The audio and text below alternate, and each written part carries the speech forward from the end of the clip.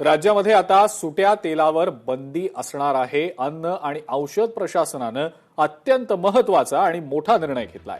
त्यामुळे आता राज्यातल्या दुकानदारांना सुटं तेल विकता येणार नाहीये. तेलाच्या पाकिटावर स्त्रोत आणि एक्सपायरी डेट असणं आता अनिवार्य करण्यात आलेलं आहे. शिवाय सुटं मिळणारं तेल कुठून आलं, कसं आलं आणि एक्सपायरी कधी आहे याची माहिती त्या पाकिटावर नसते.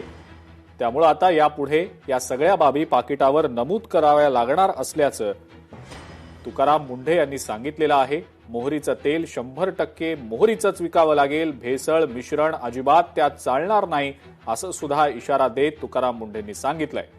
खाद्यतेलाच्या वापरांचे जे निकष आहेत, जे नियम आहेत, त्याचं उल्लंघन जर केलं तर आता 7 वर्षांची शिक्षा होऊ शकते. यासोबतच दिशाभूल करणाऱ्या जाहिरातींवर 10 लाखांपर्यंतचा दंड सुद्धा लागू शकतो. यासोबत तुकाराम मुंढे यांनी सुटं तेल खरेदी न करण्याचं नागरिकांना ग्राहकांना आवाहन देखील केलेलं आहे. Safe food safe drug safe Maharashtra अंतर्गत पुढचा जो एक महत्त्वाचं पाऊल आहे, या बाबतीतली पुढची ऑर्डर आपण कंप्लायन्स ऑर्डर आज इश्यू केलेली आहे. ती ऑर्डर आहे एडिबल ऑइलच्या बाबतीतली.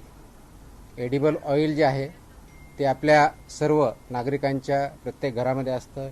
ग्राहकांनी किंवा नागरिकांनी काय करायचं, ज्यावेळेस आपण तुम्ही मी मार्केटमध्ये जातो त्यावेळेस तुम्ही मी काय केलं पाहिजे, तर पहिली गोष्ट सुट्टं तेल विकत घ्यायचं नाही. Please don't buy loose oil, edible oil, number 1. Number 2, जर ते पॅक आहे तर त्याचं लेबल बघा. लेबलवरचा बॅच क्रमांक बघा, मॅन्युफॅक्चरिंग डेट बघा, बेस्ट बिफोर किंवा एक्सपायरी डेट बघा, वेस्टर्न, ह्या सगळ्या गोष्टी सीलबंद आहे का ते चेक करा.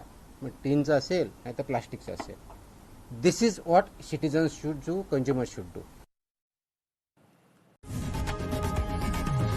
लोकशाही मराठी ऐका, पहा, जागरूक रहा.